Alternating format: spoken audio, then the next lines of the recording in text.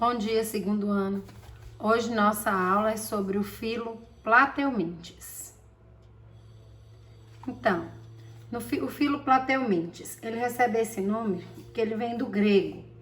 Plates achatado, eumintes vermes. Então, essa vai ser uma característica geral do grupo. Os vermes vão ter esse formato aí que vocês podem ver na imagem, alongado e achatado, como se fosse uma fita, que é longa e bastante fina, tá certo? Então, por causa dessa característica, eles às vezes são chamados também de vermes chatos, tá? Ou animais vermiformes. Esse animal ele é muito importante no ecossistema, né? Por causa do seu tipo de alimentação. Muitos deles são carnívoros, né? Principalmente os de vida livre, e eles vão se alimentar de micro-organismos que estão no seu habitat e algumas vezes até micro-organismos que podem causar doenças, né? Como bactérias que tem no habitat, tá certo? Então, como eu falei, o filo Plateumintes, ele é formado por vermes achatados. Nesse filo, nós vamos encontrar aproximadamente 18 mil espécies de Plateumintes, tá? Todas essas espécies são encontradas geralmente em ambiente aquático. Pode ser ducícola, pode ser marinho, e quando eles são encontrados em ambientes terrestres, esses ambientes são úmidos, né? Então, solos pantanosos, por se dizer, tá certo? Alguns deles vão ter vida livre, como por exemplo as planárias, né? Que eles não causam prejuízo aos animais, nem às plantas, nem a outros seres vivos. Estão aí dentro da cadeia alimentar. E outros podem ser parasitas, como por exemplo a tênia. Muitas vezes parasitas, inclusive, dos seres humanos, tá certo? As características gerais. Então, comparado com o que a gente já estudou, como eu falei com vocês no vídeo de quinidários, a gente vai estar estudando os filos de acordo com a sua evolução, né? Então, nós vimos que poríferos são os animais, os seres invertebrados mais simples. Os quinidários, eles vêm em segundo lugar. E agora os plateumintes mais evoluídos do que poríferos e quinidários. Então, uma novidade evolutiva nesse filo é esses seres serem triblásticos. Então, os quinidários nós vimos que são diblásticos, né? Possui endoderme e ectoderme. Agora, já os plateumintes, eles são triblásticos, então ele vai possuir mesoderme, endoderme e ectoderme, tá? Eles continuam sendo acelomados. O que isso significa? Significa que ele não tem uma estrutura, ele não tem um local interno dele que vai abrigar órgãos, né? Como, por exemplo, uma cavidade digestiva, como a gente tem no nosso abdômen, uma cavidade digestiva onde eu encontro vários órgãos. Então, ele não tem o celoma, ele é chamado de acelomado, tá certo? Ele possui simetria bilateral. O que isso significa? Significa que esse animal ele vai ter uma diferença nítida nas suas regiões, principalmente a região dorsal e ventral. Então já dá para identificar, por exemplo, o lado da frente desse animal e as costas. Uma coisa que não era possível nem nos poríferos, nem nos quinidários, tá? Então ele tem simetria bilateral. Uma outra novidade aí nesse filo é a cefalização. Então, os plateumintes, eles vão apresentar essa cefalização.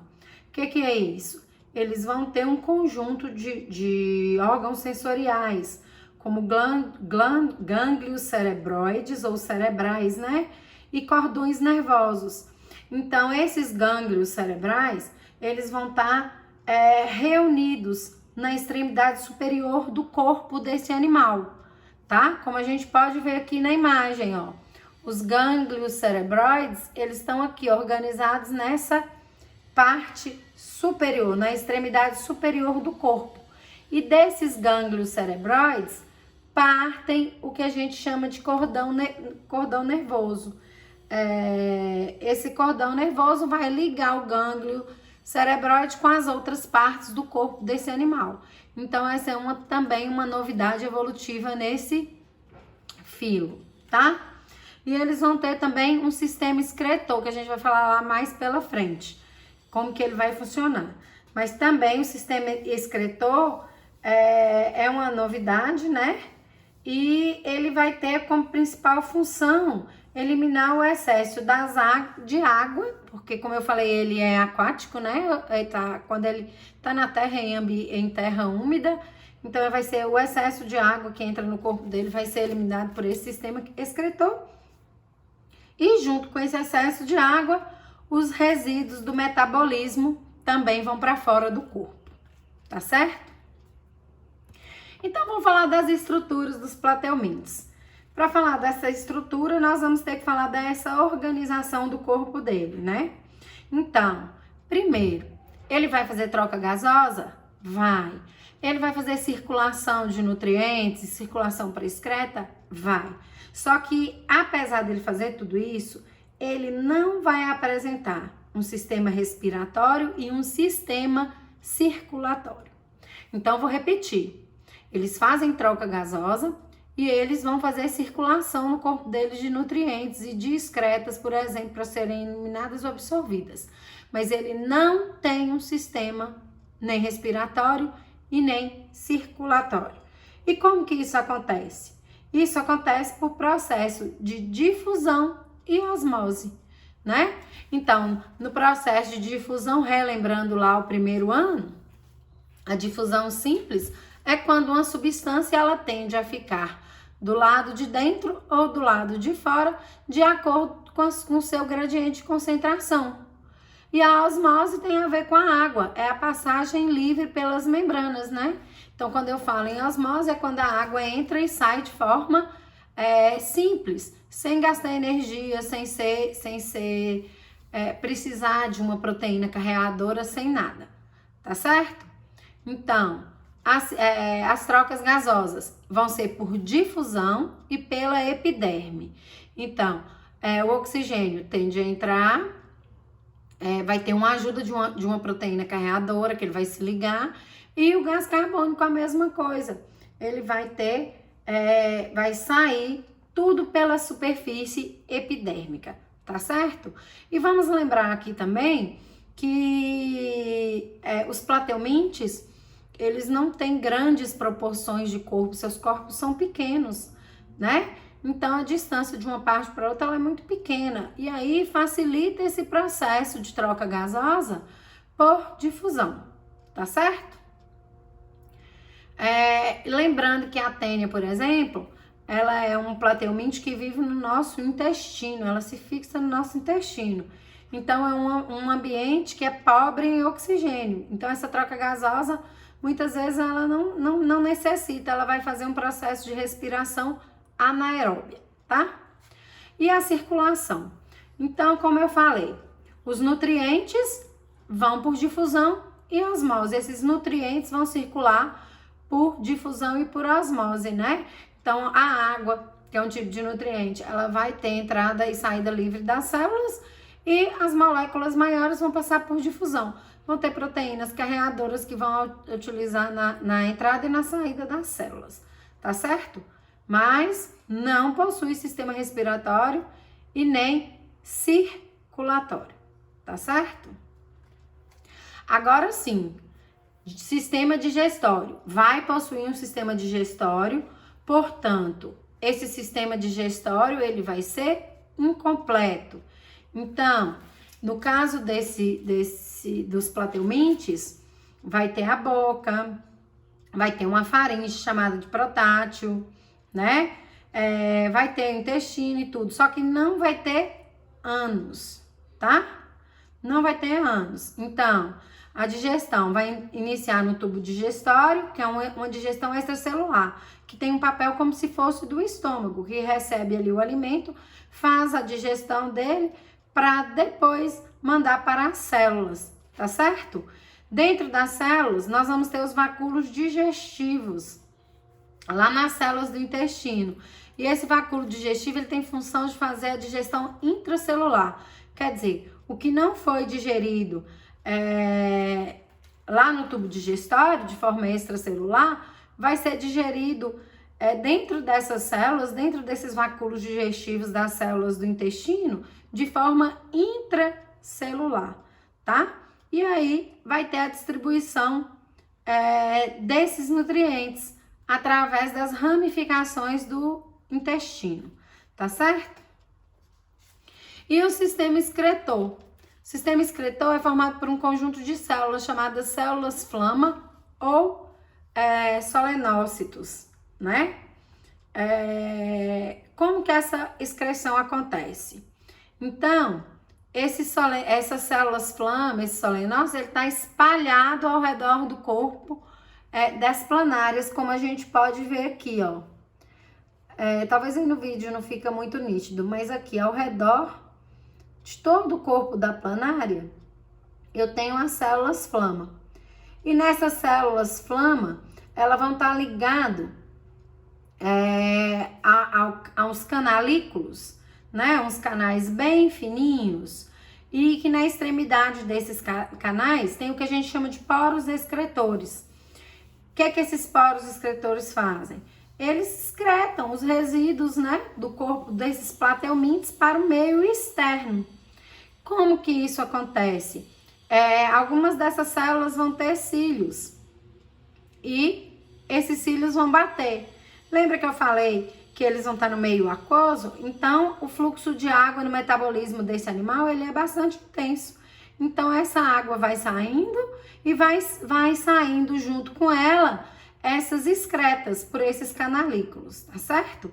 Então, além dessas células flamas fazerem a excreção dos resíduos metabólicos, ela ajuda no equilíbrio osmótico desse animal. Por quê? Porque ela não deixa que fique excesso de água no corpo desse animal. Tudo bem? Então, vamos para a sistemática dos plateumintes. O que é a sistemática? É dividir ele em algumas classes. Então, para estudar os plateumintes, nós vamos dividir em 3 classes. Que classes são essas? Tubelária, trematoda e cestoda. E aí nós temos a imagem dessas 3 classes, né? A planária aqui, ó. A planária, né? A principal a planária aqui também. Principal representante da classe tubelária. O trematoda, nós estamos mostrando aqui, ó. Aqui é um casal de esquistossomo. Eu tenho o macho, que é o mais grosso e o menor, e eu tenho a fêmea, que ela é mais fininha e ela é mais comprida. Ela tá aqui dentro do macho, ó. O macho tem uma abertura que cabe ela dentro dele, só que como ela é mais comprida, ainda sobra esse pedaço aqui para fora, tá? E como representante do cestoda, eu tenho aqui a minha famosa solitária. A solitária, eu acho que todo mundo já ouviu falar nela, né? Se não ouviu diretamente, ouviu indiretamente. Principalmente quando a gente fala do perigo de comer carne de porco. Quando a gente for estudar a solitária ou a tênia, nós vamos ver isso aí direitinho, tá certo? A gente volta nesse assunto. Então, vamos falar primeiro da classe tubelária.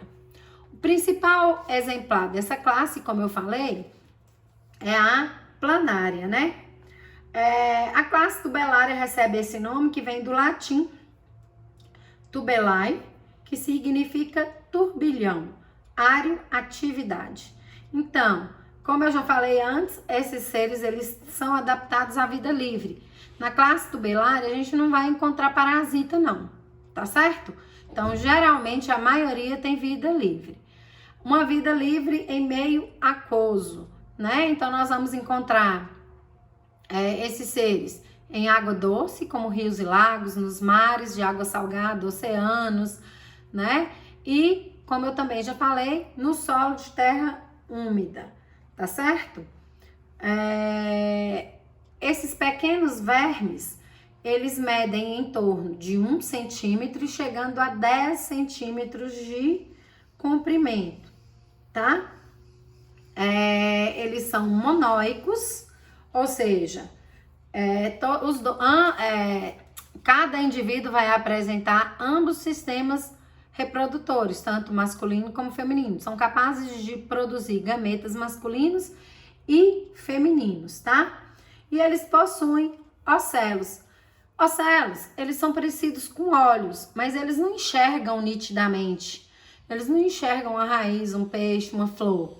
Eles vão simplesmente, esses ocelos são sensíveis à luz. Então ele vai se orientar de acordo com a presença de luz ou de ausência de luz. Então ele está lá no lago, ele precisa vir à superfície porque ele está vendo um alimento ou alguma coisa.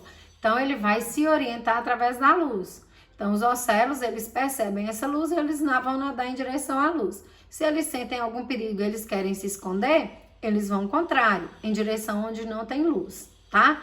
Então os ocelos são fotorreceptores, eles são capazes de perceber a luz, tá? E eles possuem também o que a gente chama de aurículas. Aurículas são estruturas também quimiorreceptoras. O que é isso? Essas células, elas vão conseguir perceber substâncias químicas que estão dissolvidas na água, que podem representar a presença de alimento, que podem representar perigo, tá? Então, elas são quimiorreceptoras. Então, são órgãos que a gente pode chamar de sensitivos. Um para perceber a luz e o outro substâncias químicas que estão na água. E aí, novamente, nós temos a imagem da planária, que é o principal representante da classe tubelária. A classe trematoda. A classe trematoda vem do grego trematos, portador de orifícios. Então, como eu falei, o macho vai ter no seu abdômen um orifício e esse orifício vai servir para abrigar a fêmea. A fêmea que é maior do que ele, então a gente percebe sempre aí partes do corpo dela para o lado de fora. Se você olhar na sua página 48, você vai ver uma grande parte dessa fêmea do lado de fora aí, né? Desse orifício que possui no corpo do macho, tá certo? Nessa classe, todos os vermes são parasitas, principalmente de animais vertebrados, tá? Ou eles são endoparasita ou ectoparasita, tá certo? Vários deles vão apresentar uma ventosa ao redor da boca e uma na região ventral. Essa ventosa, sabe ventosa? Igual tem aqueles bichinhos de pelúcia que grudam ali no vidro. Aquela parte transparente que gruda no vidro é uma ventosa. Então, eles têm uma estrutura parecida com aquilo, né? A gente pode ver aqui nessa imagem, deixa eu tentar mostrar aqui para vocês. Aqui, ó, uma ventral e uma na região da cabeça. Então, aqui tá aparecendo as duas ventosas desse animal. E ele serve para fixar, né? No seu hospedeiro. Então, aí nós estamos vendo o esquistossoma. Então, eu contraí a doença esquistossomosa. Esse parasita está dentro do meu corpo. Ele vai se fixar dentro do meu corpo, lá no meu intestino, utilizando essas ventosas, porque o meu intestino tem movimentos peristálticos que tendem a colocar ele para fora, principalmente junto com as fezes. Aí ele se fixa e mesmo que o meu intestino se movimente tentando expulsar, não vai conseguir por causa dessa fixação, tá? Através dessas ventosas. Uma outra característica que esse animal possui é uma cutícula protetora na epiderme. Lembrando que essa cutícula protetora na epiderme dele serve para proteger ele dos sucos digestivos que nosso estômago vai liberar, né? Então, nosso estômago vai liberar sucos digestivos, que teria como tendência a fazer a digestão desse animal. Só que ele tem essa cutícula protetora aí na pele dele que não permite que ocorra a digestão do corpo dele, tá? Na classe trematoda, nós vamos encontrar seres hermafroditas, muitos seres hermafroditas, como as planárias, né? Os monóicos. Só que o esquistossoma maçônica, o que a gente tá vendo aí que causa esquistossomose, ele é dioico. E como eu já falei, a fêmea vive na cavidade do macho, chamado canal ginecóforo, tá? E eles possuem o que a gente chama de dimorfismo sexual. O que é o dimorfismo sexual? Diferenças físicas que não estão relacionadas com genitália no corpo do macho e da fêmea. Então, como eu disse, o macho, ele é mais curto e mais largo. A fêmea, ela é mais afilada, mais alongada, né? Cabe dentro do corpo ali do macho e ela é mais comprida do que o macho, tá certo? Um exemplo de hermafrodita monóico é a facíola hepática. A facíola hepática é um trematoda que parasita o fígado de carneiros e, eventualmente, pode estar parasitando a espécie humana, tá certo? Então, vamos para a próxima classe, que é a cestoda, tá? Na classe cestoda, nós vamos encontrar endoparasitas. Como eu disse, de corpo alongado e afilado, parecendo fitas, tá? Esses vão ter uma alimentação por difusão, ou seja, eles vai passar o nutriente do corpo do hospedeiro para o corpo dele, tá certo? Então, a tênia é a principal representante da classe cestoda. A tênia, ela pode atingir 10 metros de comprimento. Existem alguns relatos de tênia de até 15 metros de comprimento. Então, o corpo dela é todo divididinho em proglotes, em pequenos quadradinhos. E esses quadradinhos, ele vai se fixando, ele vai ficando colado no nosso intestino. Então, olha para você ver, 10 metros de parasita. No nosso intestino, que tem o que? Aproximadamente 6 com 4, 12 metros. 12 a 14 metros, dependendo da altura da pessoa, vai ocupar quase todo o nosso intestino. E aí, o que acontece? Tudo que a gente come, tudo que o nosso estômago digere, ao invés de o nosso corpo absorver, quem vai absorver é esse parasita. Então, a característica da pessoa que ela tá com uma solitária ou com uma tênia no seu intestino é de comer muito e não engordar. Ué, Carol, mas eu faço isso, eu como muito e não engordo. Vocês são adolescentes. Adolescentes não contam. O metabolismo é muito acelerado, tá? Desculpa. Então, essas tênias, elas podem atingir até 10 metros de comprimento. E como eu falei, o corpo dela vai ser dividido em partes. Mas nós podemos separar 3 partes, que vai ser mais visível aí na sua página 48 do livro positivo, né? A cabeça dela, que também é chamada de escólex, que possui ventosas e ganchos, geralmente em torno de 4 ventosas. Aí no livro de vocês mostra 2 ventosas e mostra os ganchos bem na ponta lá da cabeça, tá? Vai ter a região aí na imagem que vocês podem ver do colo. O colo e o pescoço é a mesma coisa, uma região mais afilada, que começa a diminuir em relação à cabeça, tá? E depois desse pescoço ou desse colo, eu vou ter o quê? As proglotes. O conjunto de proglote é cada uma dessas divisões. O conjunto de todas elas, né? Ou seja, tudo que tá depois do colo aí, nós vamos chamar de estróbilo. Então, estróbilo é o conjunto de proglotes. Essas proglotes são responsáveis pelo crescimento, então ela cresce formando novas proglotes, tá? E na reprodução dela, algumas proglotes, a classe cestoda e a tênia, ela é monóica, tanto que ela é chamada também de solitária, porque é só uma por hospedeiro, pelo fato dela ser muito grande, né? E ela absorver muitos nutrientes. Então, quando ela vai se reproduzir, vai ter a proglote que vai produzir os gametas. Ela consegue fazer autofecundação, tá? E aí ela libera essa proglote aonde teve a autofecundação, ela libera junto com as fezes e vai contaminar o ambiente, tá certo? Reprodução dos plateumintes. Essa reprodução dos plateumintes, ela possui grande diversidade, vai depender das classes aí, do ciclo de vida das espécies, né? Principalmente das parasitas, que precisam de um hospedeiro e tem um ciclo de vida mais complexo.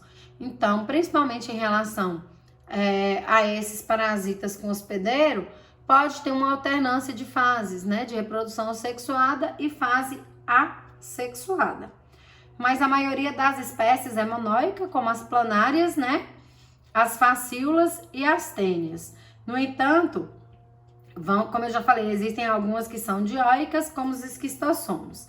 E aí, alguns deles vão fazer reprodução assexuada e outros vão fazer reprodução sexuada.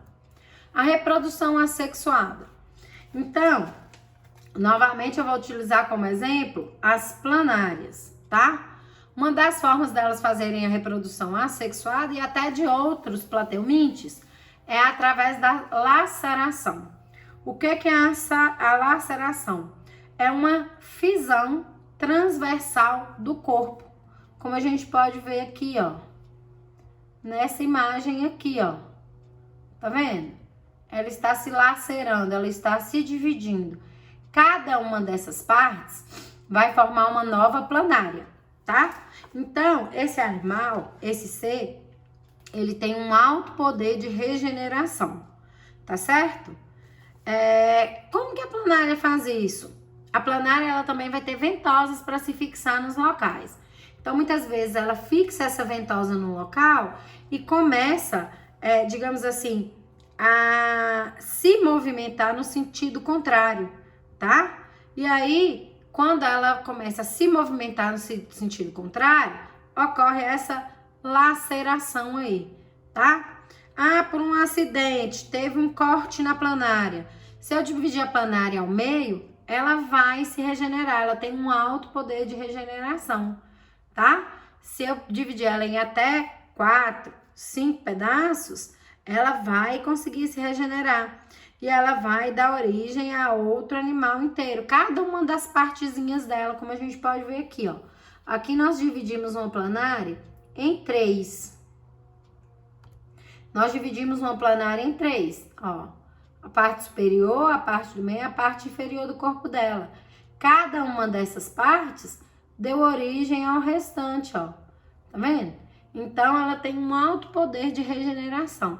Então, a forma mais eficaz dela fazer uma reprodução assexuada é por laceração, que é dividir o seu corpo formando outra exatamente igual a ela, né? Lembrando que toda reprodução assexuada, ela não tem variabilidade genética. Um ser vai ter o mesmo material genético daquele outro que o produziu, certo? A reprodução sexuada. A reprodução sexuada das planárias, por exemplo, vai acontecer também quando 2 indivíduos, eles vão se unir. Então, a reprodução sexuada da planária, ela vai ser igual a da minhoca. Ela vai fazer fecundação cruzada. Então, como elas são monóicas, elas vão ter gametas masculinos e femininos. Ela não consegue autofecundar. Então, ela vai cruzar com outra planária, né? E aí, o que vai acontecer? O pênis de cada uma das planárias vai entrar no poro genital do outro e cada um vai deixar os espermatozoides ali.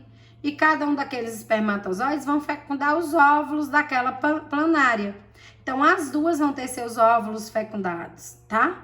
Aí, esse tipo de fecundação é o que a gente chama de fecundação cruzada.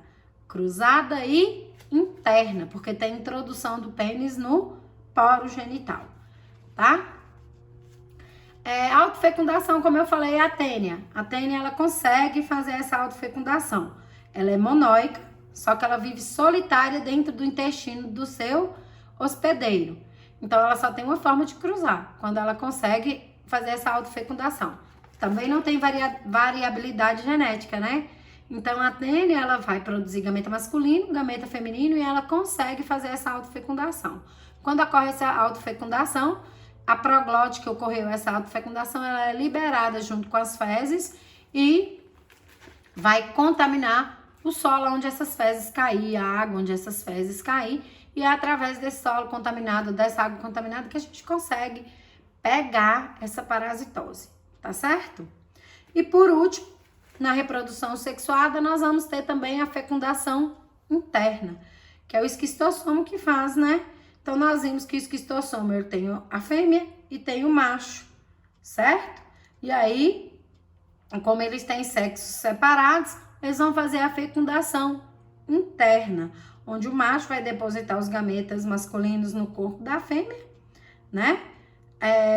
E a fêmea vai liberar os óvulos fecundados no intestino, que vão sair com as fezes também, contaminando o ambiente. Tá certo? Tudo bem? Se ficou alguma dúvida, façam perguntas pelo Zap, tá? Mandem as perguntas no meu PV, que eu vou responder para vocês. Bons estudos. Tenho para casa ainda, espera aí. Olá, para casa. Vocês vão responder as questões de 8 a 9 da hora do estudo, tá certo? Então, bons estudos, pessoal.